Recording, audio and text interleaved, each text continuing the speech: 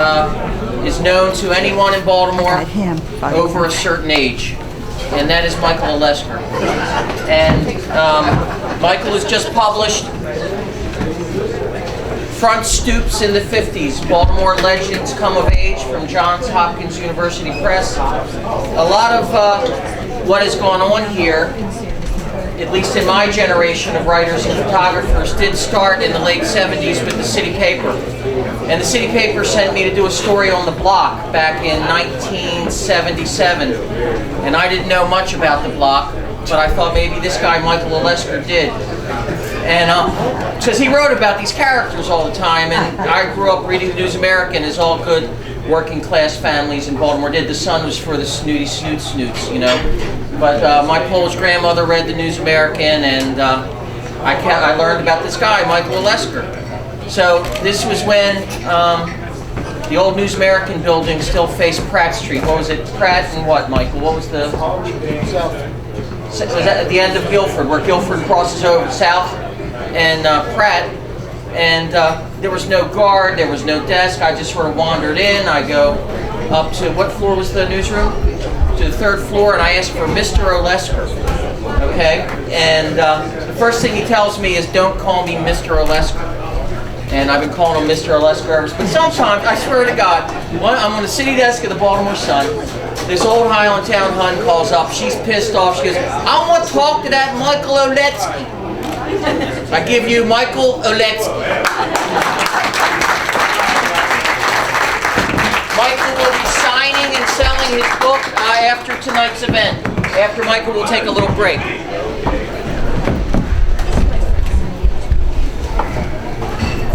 Well, it's, don't let me get in the way.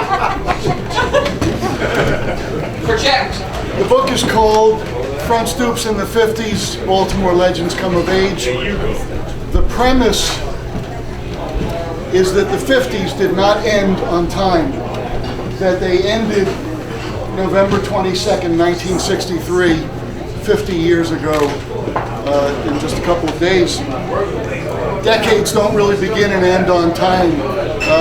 They are a product of war and peace and politics and whatever mood is in the air. When many of us think of the 60s, we think of assassinations, riots, tremendous social upheaval. When we think of the 50s, we think of a much more innocent time. And it was, but it was a kind of willful innocence. White people were willfully innocent of the appalling restrictions that were placed on black people. Men imposed restrictions on women to maintain a perception of female innocence and servility. Human sexuality was very constrained. The 60s changed almost all of this, and the day that brought it in was November 22nd, 1963, 50 years ago. My book opens with that day in Baltimore and closes with that day in Baltimore, takes a look at what some of us were doing that day. There was a fellow named Frank Luber who worked for a radio station named WCAO, which all of us of a certain generation listened to every day. That was the rock and roll station in town. That particular day they were playing the Chiffons doing One Fine Day, and they were doing Dion singing Donna the Prima Donna, and Elvis embarrassing himself with Bossa Nova Baby. And Frank Luber's out in Pigtown covering a church fire when a cop he knows named McIntyre comes up and says, "Did you hear what happened?" Luber says, "What are you talking about?" He says, "In Dallas, somebody shot the president." He says, "My God, how bad is it?" "We don't know." Luber races back to WCAO, and he, like hundreds of radio broadcasters all over the country, spends the rest of the day bringing the bad news to people. Verda Welcome is the only African American member of the Maryland legislature. That day, she's one of 250 people at the Lord Baltimore Hotel. They are having a luncheon with speeches to talk about fair housing in Baltimore, to talk about equal job opportunities in Baltimore for black people. Somebody stands up and says, "We have just heard news that somebody has shot the president." People are standing up and spontaneously saying prayers out loud. A woman faints. Verda Welcome breaks into tears because so much of the hope that had been invested in this man seems to be evaporating before her eyes and all of our eyes. Then you go to federal court. Judge Dorsey Watkins. This is one of his good days. He's got 102 people from a dozen different countries who are in his courtroom on this day. They are there to become American citizens. Nobody has heard the early reports out of Dallas yet. And now a bailiff comes over to Judge Watkins and he whispers the news to him. And all of these immigrants are sitting there with their little American flags, like children at a parade. And suddenly, the news is delivered to Judge Watkins, and he slumps forward at the bench. And he says, "I can't go on. President Kennedy has just been killed." All of these immigrants on their first day as American citizens, this is their greeting to America. Everybody in this room of a certain age remembers exactly where they were when they heard the news. I was a freshman at College Park. We had to take a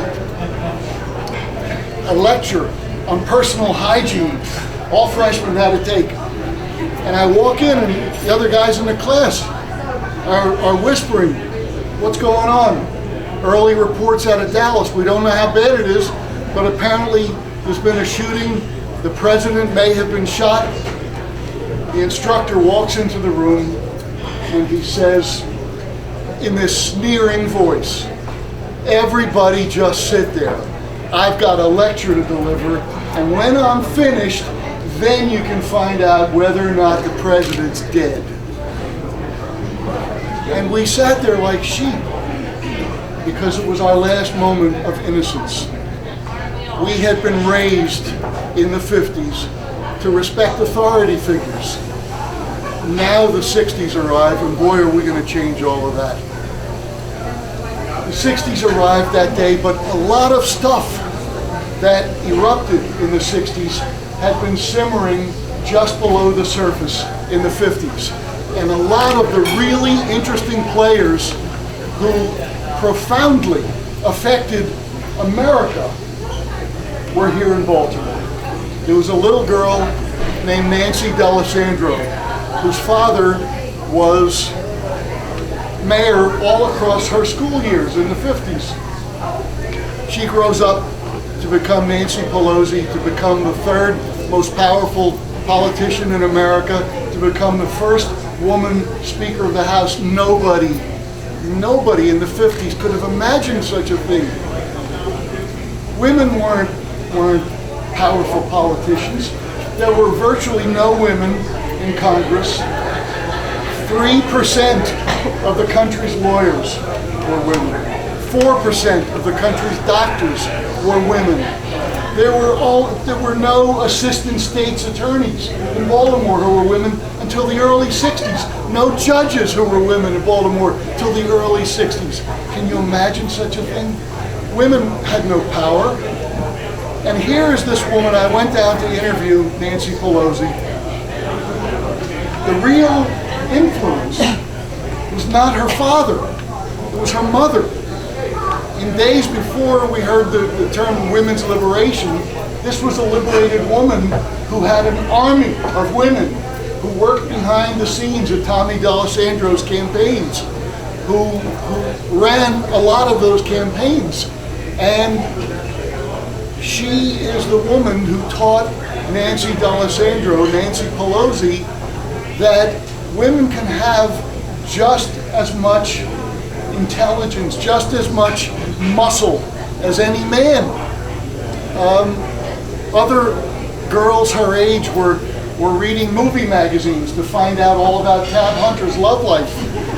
Nancy D'Alessandro was sitting in the family foyer with a sheet of yellow lined paper, writing down the names of voters, answering the phone and telling people in trouble, here's what you have to do to get into a housing project.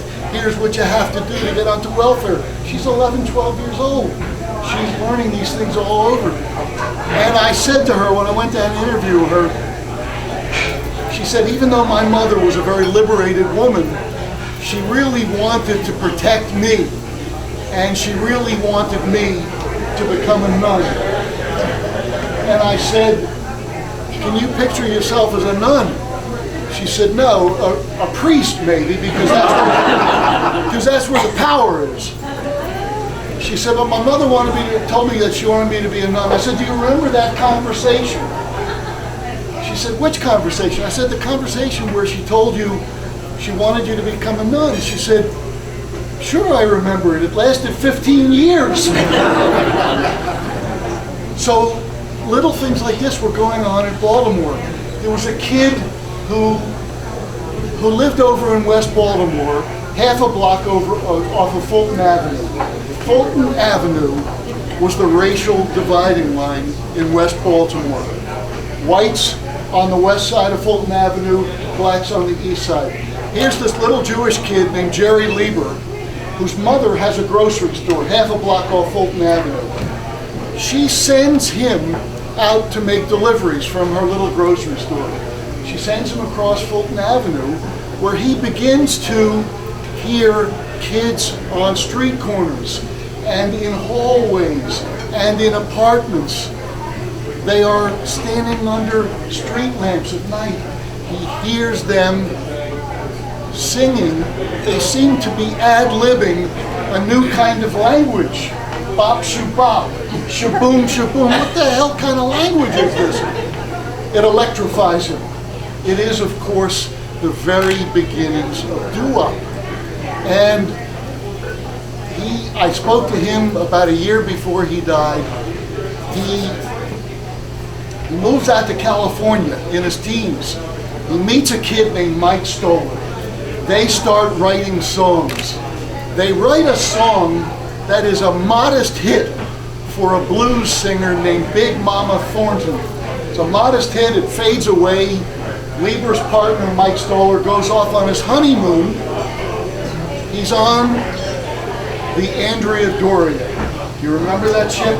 Collides with the Swedish liner Stockholm in the middle of the Atlantic Ocean. Lieber is down at the dock wondering, is Stoller alive? Stoller comes back. Lieber says to him, we've got the #1 hit in America. Stoller says, Big Mama Thornton? Lieber says, no, some white kid. The white kid's name was Elvis Presley. The song was called Hound Dog. They go on to write all the early hits for the Coasters. They produce all the early stuff for the Drifters. They write a song for the Coasters called Yakety Yak. Don't talk about that. For a moment there, I thought my father was in the room. But here's what that song did. Here's these black guys, the Coasters. They're singing songs across the racial divide. Nobody makes speeches about it, but we are in the first generation of integrated public school classrooms. And white kids and black kids are listening to these black singers, and they're saying, how about this? Your parents are just as annoying as my parents. Nobody makes speeches, but it is a binding force. They write a song called Charlie Brown, who walks in the classroom cool and slow, who calls the English teacher Daddy-O.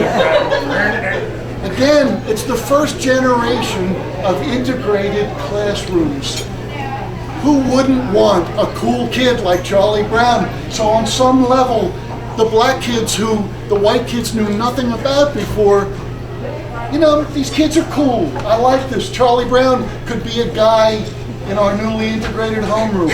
Nobody makes speeches about it, but it's a shout across the American racial divide that we never had before. Who's responsible for this new integration that has come to America? A couple of guys out of West Baltimore. A guy named Thurgood Marshall, a guy named Clarence Mitchell Jr. They went to a high school in West Baltimore, segregated of course, at a time when Douglas became Douglas High School, at a time when they were, because of their skin color, assumed by everyone in power to be not only second-class citizens, but second-rate people because they were black. Imagine who came out of this school in this one little school, in this one little city, in this one little time period. Thurgood Marshall, Clarence Mitchell Jr., Juanita Jackson Mitchell,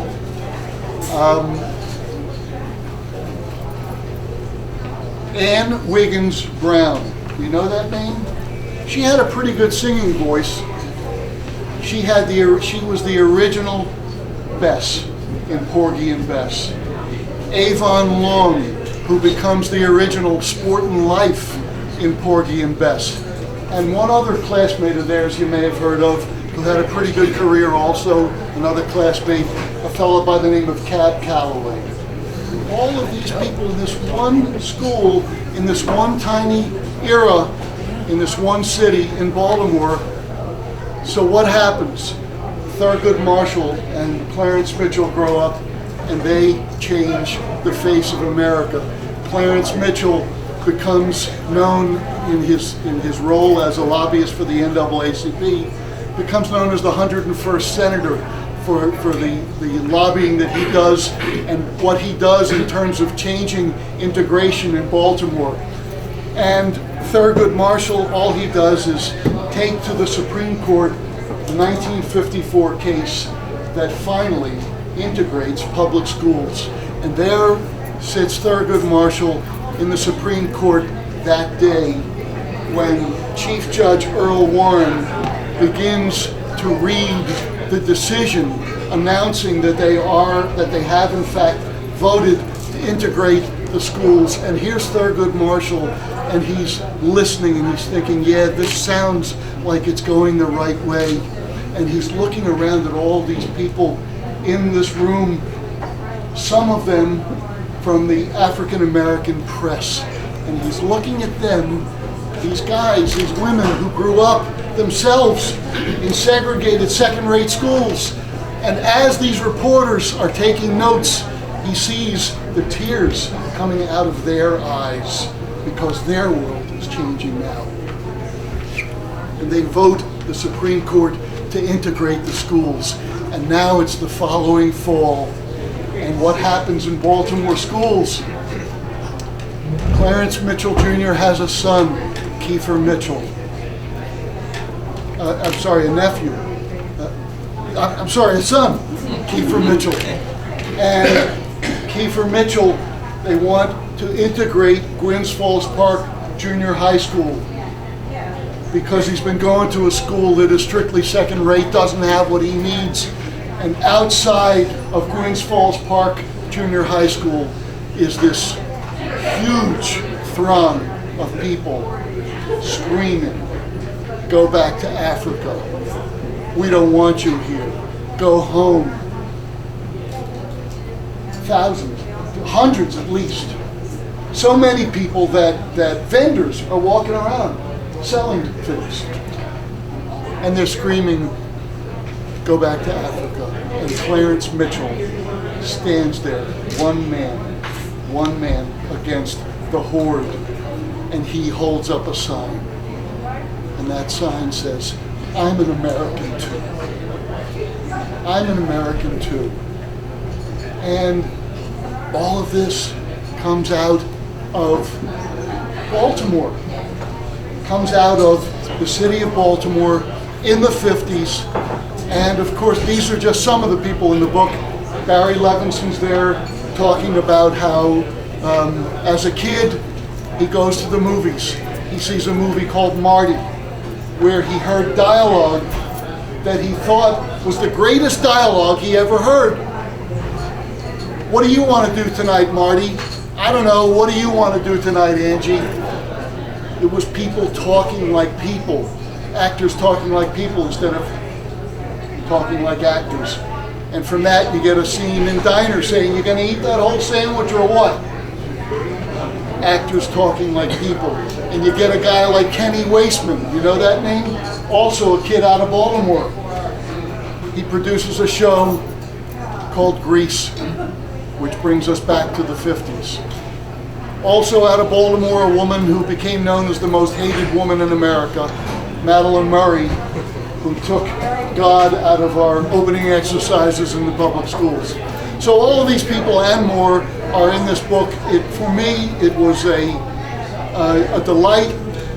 It almost blinded me going through the microfilm at the Pratt Library for a year and going through all the Baltimore papers from January of 1950 through December of 1963, but a labor of love as well. And to talk to some of these people like Jerry Lieber and Nancy Pelosi and Levinson and some of these others was also a joy. I hope that joy is reflected in the book, and I thank you for being here tonight.